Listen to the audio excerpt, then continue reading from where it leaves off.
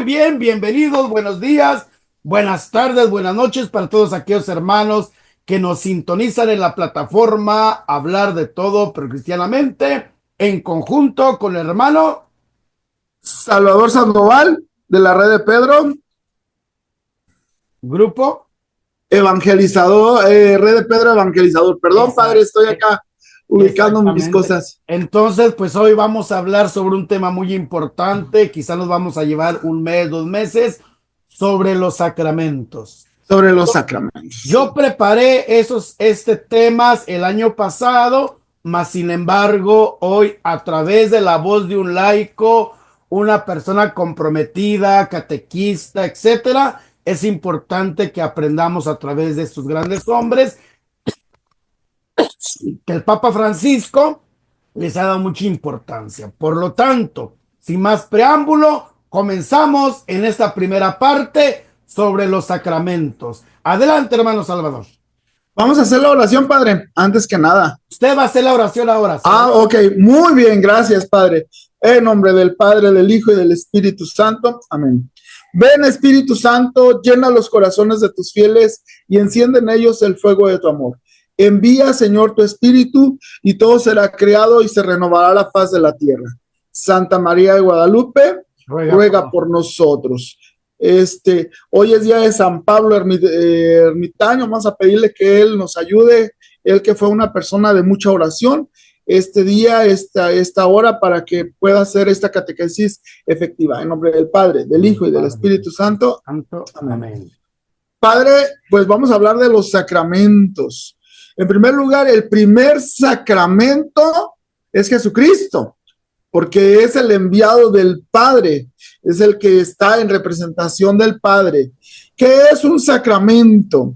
La Iglesia nos enseña que tiene 3 características un sacramento. Número 1 es un signo sensible, es decir, que se puede tocar, que es un signo que se puede ver, un signo sensible, visible, que se puede ver, que se puede tocar. ¿Qué es un signo? Una cosa que nos dice algo. La palabra símbolo, creo que es, no me acuerdo si es griego, pero la palabra símbolo es la bola que es lanzada que une a todos. Eso es un símbolo. La bola que divide se llama diabolo, es la cosa que divide. Entonces los símbolos nos unen, pero son signos que nos comunican, que dice que son instituidos por Jesucristo. Que nos dan la gracia, eficaces que dan la gracia. Exacto, y ese es el tercer punto. Entonces, el primero es signo sensible, visible, es decir, esos signos son visibles, pero nos comunican una cosa invisible. 2, que es instituido por Jesucristo. Y 3, como usted decía, nos comunica la gracia. Pero hay un sacramento, padre, que no nos comunica la gracia. ¿Cuál? Y es la Eucaristía. Porque la Eucaristía no nos comunica la gracia, nos comunica al autor de la gracia. A Cristo Jesús. A Cristo Jesús. Entonces, hay muchas cosas que podemos hablar de los sacramentos. Hay sacramentos de vivos y sacramentos de muertos. Esa es una catequesis antigua. Claro, y decían que cuáles son los sacramentos, y toda la gente que hay cuando les pregunta a uno, ¿qué es un sacramento de muertos? ¿Cuáles son? Y dicen, la unción de los enfermos. No, los sacramentos de muertos son 2, son los que se reciben en pecado mortal, el bautismo y la reconciliación o confesión, que le llaman comúnmente. Son los sacramentos que se reciben en pecado mortal. Todos los demás sacramentos se tienen que recibir en un estado de gracia, es decir, como si fuera uno a comulgar. Entonces, yo a veces me da tristeza y lamentación que hay gente que hace sacrilegio en el sacramento del matrimonio, y pues yo no puedo decir que lo maldicen, pero sí trae consecuencias a largo plazo, porque quizá voy a ser un poquito supersticioso, no quiero hacerlo así, pero Dios, como que profanan a Dios. ¿Por qué? Porque hay personas que se confiesan mal, hay personas que cuando se van a casar se confiesan como si fueran niños, y los pecados mortales no los confiesan, y confiesan, padre, acúsame que eché mentiras, y no confiesan todos los pecados de adulto. ¿Y qué va a pasar? Número 1, pisotean el sacramento de la reconciliación. Número 2, comulgan en pecado mortal. y así reciben el sacramento del matrimonio, y luego después se lamentan porque les va mal en su matrimonio. Es interesante, ¿no? Pero vamos a seguir. Entonces, son dos sacramentos que se reciben de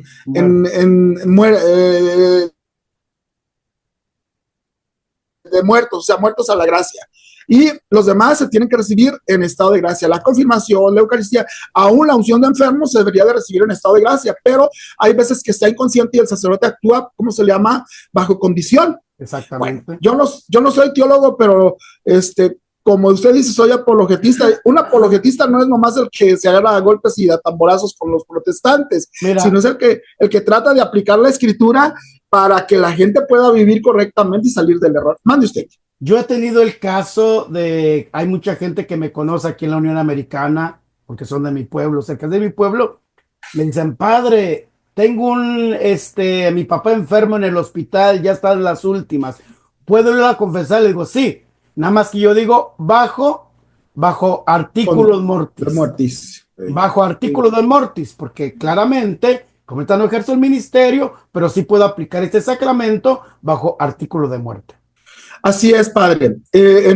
Aún los sacerdotes que pues no están que lo han dejado el ministerio. Que han dejado el ministerio, por causa de emergencia, pueden aplicar tanto como ¿cómo se llama? La absolución general, en casos de emergencia, como los incendios, si van a morir o algo, están encerrados, hay un sacerdote, el sacerdote puede aplicar ahí este subsidio, pero hay condiciones. Pero bueno, ya no voy a meterme en eso. Adelante. Los obispos no lo permiten. Bueno, todos los sacramentos, padre, parten de la cruz de Cristo. Y como tal, cada sacramento se marca con la cruz de Cristo, la mayoría de ellos. ¿Sí? El bautismo, cuando se hace la entrada, la unción, en la confirmación se hace una cruz en la frente, en la Eucaristía el sacerdote muchas de las veces en la epiclepsis y en la consagración hace la señal de la cruz, al ungir al enfermo, el obispo al ungir a los sacerdotes en las manos le hace la señal de la cruz. En el sacramento del matrimonio el sacerdote bendice los signos y símbolos del sacramento, ¿verdad? O une la unión, bendice la unión, porque no es el ministro en sí. Entonces, cada uno de los sacramentos lleva la cruz de Cristo. Esa es una de las cosas. Y hay un detalle muy interesante. Y es, cuando hablamos del querigma, el querigma es la muerte y resurrección de Cristo y su glorificación en el cielo. Y todos los sacramentos adquieren la gracia de la muerte de Jesús y su resurrección. Todos parten de ahí. Entonces, yo cuando hablo del querigma, yo siempre les digo, ¿qué te falta para el perdón? Por ejemplo, en el perdón de los pecados, en el bautismo.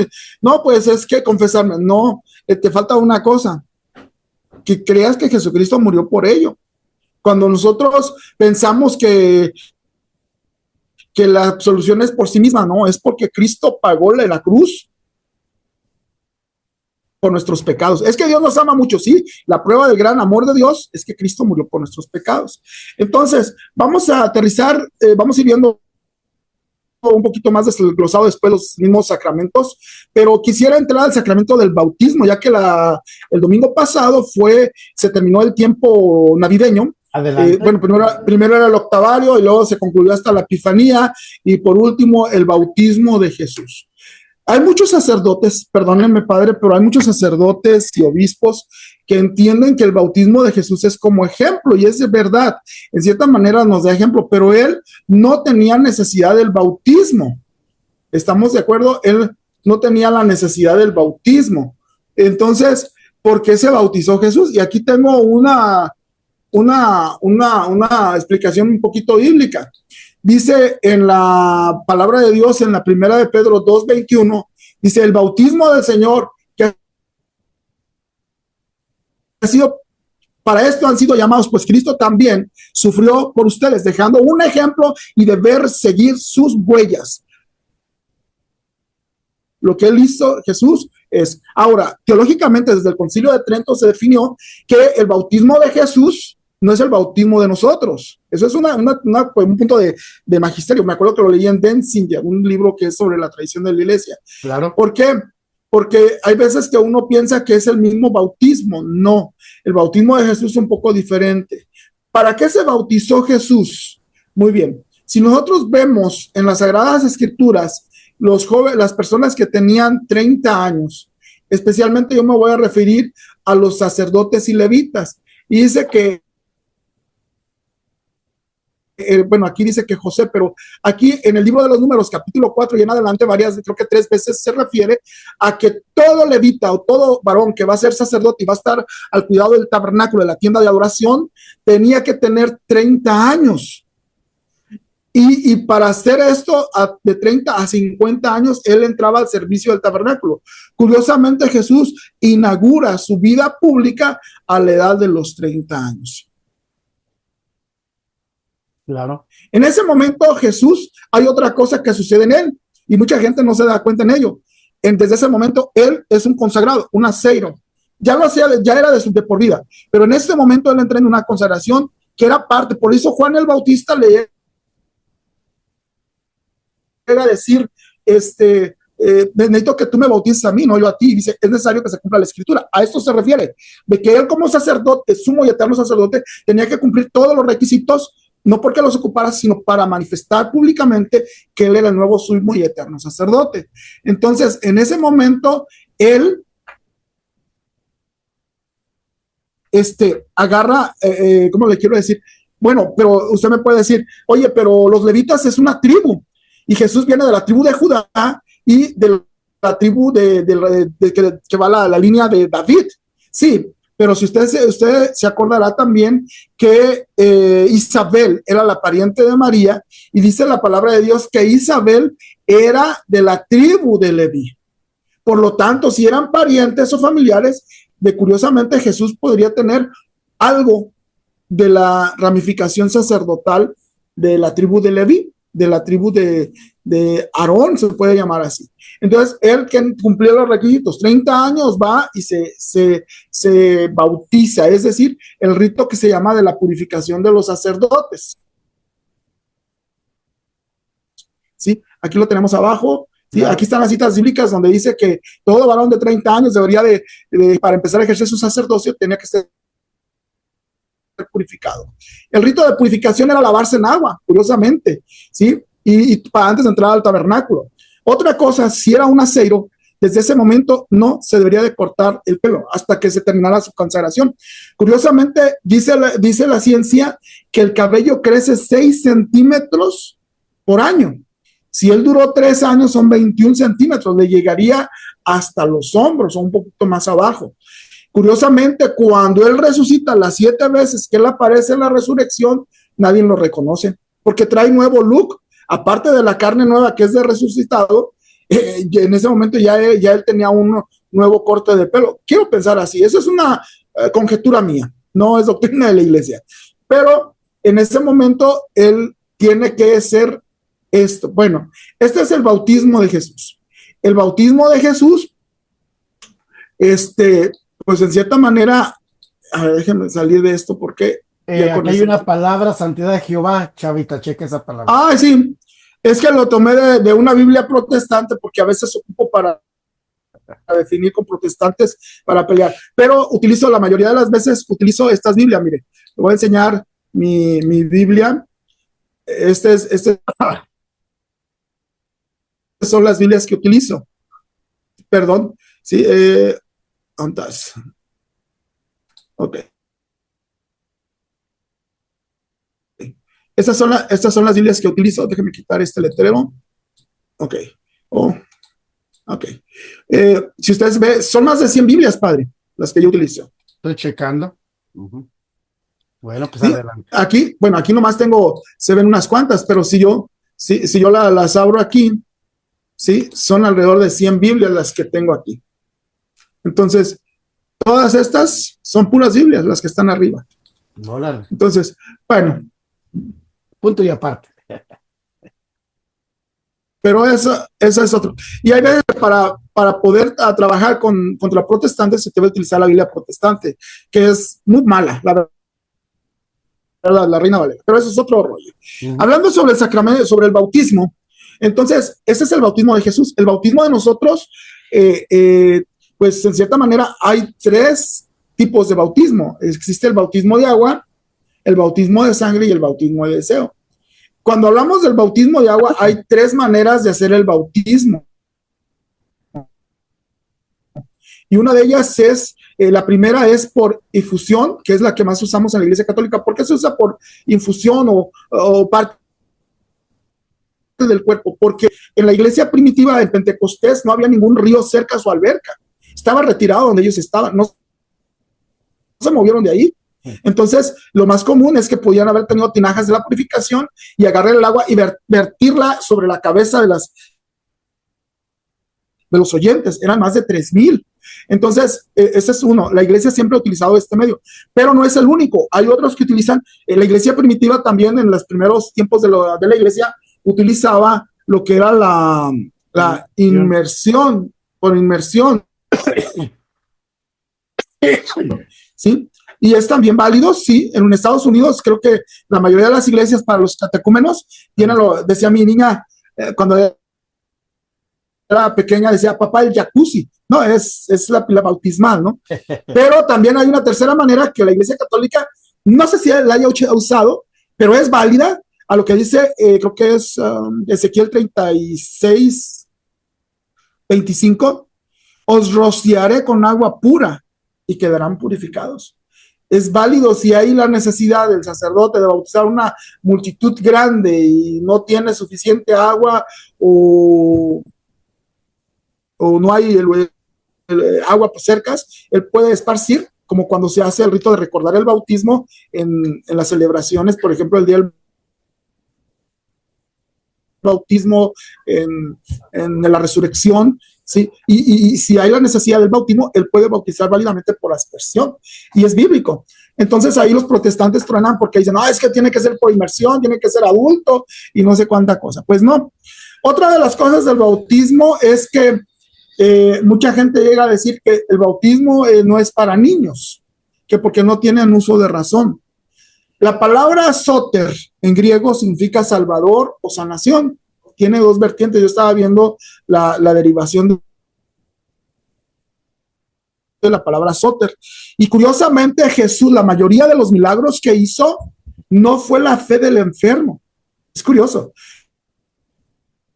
Si usted fija en Lucas 5:20, dice que el paralítico que subieron del techo de la casa, que lo bajaron del techo, dice que Jesús en 5:20 dice, y viendo la fe de los que lo acompañaban, ni siquiera la fe del paralítico, viendo la fe de los que lo acompañaban. Algo así parecido es la fe del papá, de los papás y de los padrinos cuando vamos a bautizar un niño. No es la fe directa del niño, pero sí queda confiado a los papás y padrinos. Igual como la sirofenicia. No es la fe de la endemoniada, de la hija de la sirofenicia, es la fe de la mamá. Entonces, pero es que tienes que tener fe para bautizarte. Pues no, o arrepentimiento, no. Eso va a radicar en la fe de los papás, pero más en el poder y facultad que Cristo le dio a la iglesia para administrar este sacramento. Esa es una de las cosas muy, muy, muy interesantes, claro. Porque más que la fe es la administración del sacramento.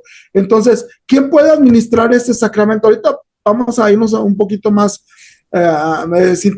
tematizados, pero ¿quién puede administrar el sacramento? Bueno, pues cualquier persona, aún no católica, siempre y cuando lo haga conforme a la fe católica. Yo pensaba que nomás los puros católicos, y no. En caso de emergencia, cualquier persona, un musulmán, un budista, si la persona pide el bautismo y la otra persona lo puede hacer conforme al rito católico, es válido.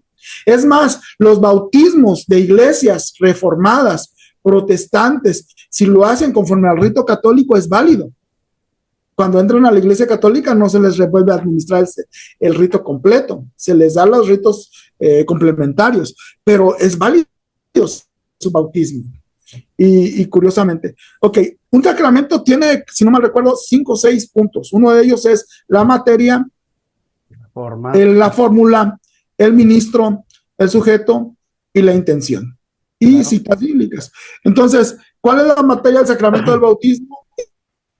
El agua. Hay tipos de aguas que no pueden ser válidas, son de dudosas, por ejemplo, el agua de coco, o dice Didache Dice la viaje que con agua fría, agua caliente se puede bautizar. Eso dice. Ya sea por inmersión, por efusión, es válido el bautismo. Entonces, la Didache es un documento muy interesante de los primeros siglos de la iglesia. Entonces, esa es la materia. La materia tiene que ser agua pura, cristalina. No necesariamente puede estar bendita por el sacerdote en un sacramento, en una administración de sacramento de emergencia. Se puede usar cualquier agua común. Pero ya la iglesia, por la facultad del sacerdote, la función es que debe tocar con su mano el agua del bautisterio, ¿verdad? ¿Por qué? Porque la administración de los sacramentos del sacerdote, tanto como la intención de él, como el tocar lo que va a bendecir o hacer sacramentos con las manos. Es por eso se le unge las manos al sacerdote, ¿sí? O el diácono, pero el diácono no tiene unción en sí en las manos, pero tiene facultad. Bueno, entonces, volvamos. ¿Cuál es la fórmula del sacramento del bautismo? La fórmula del sacramento del bautismo es la fórmula trinitaria. Padre, Hijo y Espíritu Santo. Y debe decir correctamente, yo te bautizo en nombre del Padre, del Hijo y del Espíritu Santo. Fulano de tal, se dice el nombre, yo te bautizo en nombre del Padre, del Hijo y del Espíritu Santo. Y hubo una controversia, por cierto, en Estados Unidos, no me acuerdo dónde fue, que un diácono la cambió y curiosamente todos los bautizados en esa comunidad quedaron sin bautizar porque cambió la fórmula. No me acuerdo si decía, nosotros te bautizamos. No, el sacerdote actúa en la persona de Cristo en ese momento, o el que bautiza. Y el diácono dijo, nosotros bautizamos toda la comunidad. No se puede cambiar las fórmulas. Se cambian las fórmulas, se cambian las consecuencias. Entonces, la iglesia, el dicasterio de la fe dijo claramente, no es válido el sacramento del bautismo. Tienen que rebautizarse. Y había hasta un sacerdote, creo que en ese tiempo hubo hasta un sacerdote que fue bautizado y fue anulado todo su sacramento. Ahí voy. Volvió a revalidar todo. Bueno, pero es otro rol. Hay otra fórmula que la usan los no católicos y los unitaristas, que es en el nombre de Jesús, aunque viene en el libro de los Hechos de los Apóstoles 5 o 6 veces, no es válida. ¿Por qué? Porque la palabra en el nombre significa como dijo o por orden de Jesús. Es un modismo que se utiliza en el griego. Por ejemplo, el que recibe un niño como este, a mí me recibe. O sea, vas a recibir a un niño y vas a pronunciar a Jesús. No, sino que por orden de Jesús. O el que recibe un vaso de agua, como dice en Marcos 9, un vaso de agua en mi nombre.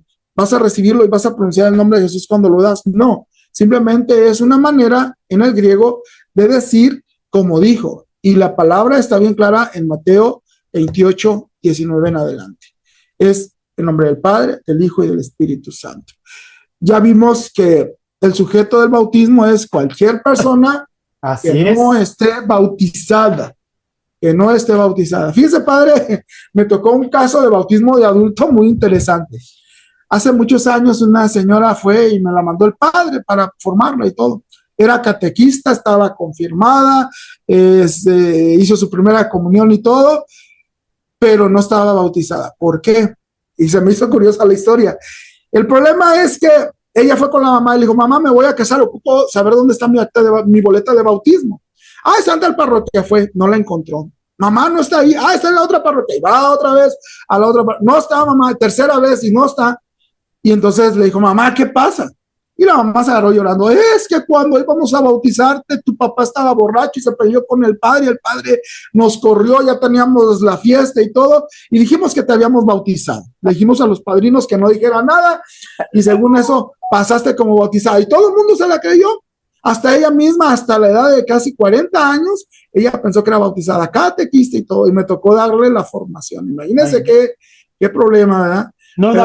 No nada más ese problema, Chavita, también hay problemas que en algunas iglesias se quema la notaría, se queman las boletas, etcétera, y en muchos lugares no encuentran su boleta de bautismo o confirmación. Y yo les digo a la gente, con que tengas un comprobante, una fotografía que fuiste bautizado, ve a la parroquia y de ahí te puede mandar una carta al obispado, porque en el obispado está sentado tu acta de bautismo, tu acta de confirmación, etcétera, ¿no? O si no se hace una carta juramentada, ¿cómo se llama? Sí, ¿verdad? Sí, sí, sí, Una carta. así es, carta Entonces, juramentada. entonces, ya con eso, pues la persona puede revalidar todo. Me tocó otro caso allá en Estados Unidos, se iba a casar un señor de Oaxaca, creo de Chiapas, no me acuerdo, y pues no encontraba la boleta de bautismo, y ahí andábamos y mandamos cartas y no encontraba nada, y me dijo el padre, pues lo bautizamos bajo condición. Pues 2 días antes del matrimonio, me llega una carta del obispado de allá, y Claro, dice, discúlpeme, pero hay un nombre de una persona que fue bautizada al sur del estado. Dice, y coincide con los datos que nos da usted. Dice, pero después de buscar, no está en el área donde ella vivía. Entonces yo le platiqué y le pregunté, y entonces él fue y preguntó a sus familiares, y dijo, ah, sí, dice, fue tus papás de visita a tal lugar, y había un lugar de misión y bautizaron a los niños, y lo bautizaron ahí. claro. Entonces, yo les recomiendo que donde nazca el niño, donde vivan, bautícenlos. No busquen otra parroquia, porque al rato se van a meter en problemas. Y no ustedes, los niños. Se mueren los papás, los padrinos, es otro problema. Pues, si quiere, Bueno, concluimos ya. vamos concluyendo, claro que sí. Bueno, pues ante todo, pues les agradecemos una vez más por este programa que hemos transmitido, hablar de todo cristianamente, en conjunto con la red de Pedro, ¿verdad? No se les olvide dar like a la red de Pedro, hablar de todo cristianamente. Suscríbanse, toquen la campanita. Ante todo, compartan y hagan sus comentarios porque es muy importante que ustedes hagan sus comentarios para saber qué es lo que estamos hablando. El próximo miércoles nos vemos a la misma hora en el mismo canal y vamos a seguir hablando sobre los sacramentos. Hay muchas inquietudes quizás sobre este sacramento, este primer sacramento del bautismo. Hagan sus comentarios para que nosotros podamos responder a la siguiente sesión, que es el próximo miércoles. De antemano, Claro que el sí. Señor nos bendiga, nos proteja en nombre del Padre, del Hijo y del Espíritu Santo. Amén. Espíritu Santo, fuente de luz, Amén. ilumínanos. Hermano Salvador, Ilumínanos. gracias, Dios te bendiga y nos vemos hasta la próxima miércoles en el próximo canal y en el mismo video. Bendiciones. Amén. Bendiciones.